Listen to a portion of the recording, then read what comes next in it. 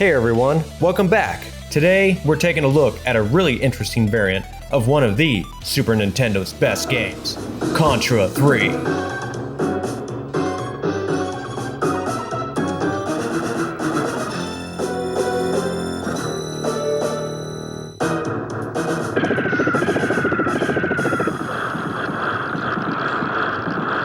This game back in 1992 was definitely revolutionary. It was very hard. There was no save point at any time. If you died, you start all the way back to the beginning, which was insane at the time. I remember coming home from school and playing this game for hours. Did I ever beat it? No. But I probably logged over 100 hours getting my butt kicked. But I have to say, me playing Contra for the first time on the Super Nintendo was amazing. Like many classic games, it had more than one release. There was an original made in Japan version, and later a Majesco release. Today we're going to take a closer look at a Majesco variant, but first let's talk about Majesco's history. Majesco was a manufacturer in Mexico that worked with Nintendo to make a budget-friendly release of Nintendo's top games like Castlevania 4, Contra 3, and many others. These releases were much later, like I'd have to say 1996, so just before the Nintendo 64 came out. Let's take a look at one. Alright, just hopping on eBay here, clicking on this one, Contra 3 Majesco.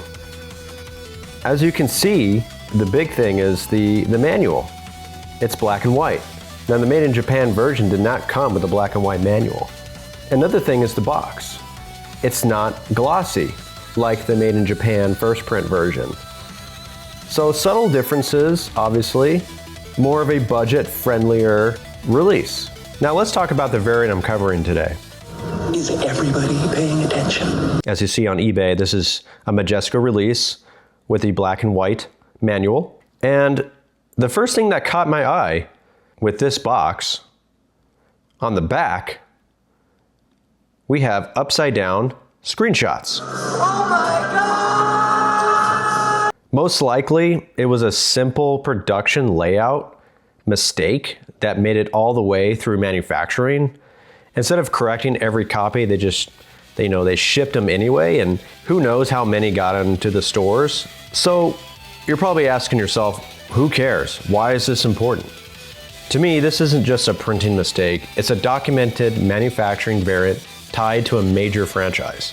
And they're definitely overlooked, right? And I think that's exactly the kind of thing collectors start paying more attention to over time. I can't predict the future, but I wouldn't be surprised if this ends up being one of the more desirable Contra variants down the road. Now, if we head over to Heritage Auctions, there's a sealed one that went for $1,062.50. And most of you are thinking, oh God, sealed graded games, here we go. But hear me out, okay? There are only 3 on the population report at PSA.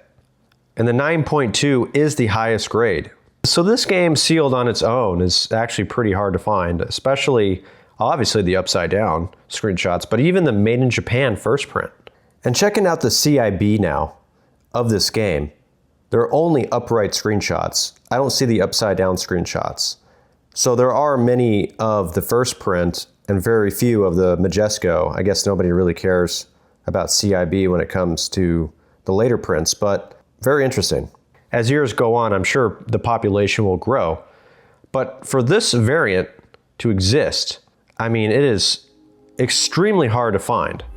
And the fact that I found one on eBay is actually a miracle. Because I've searched high and low for this variant for a very long time, and I could never ever find one.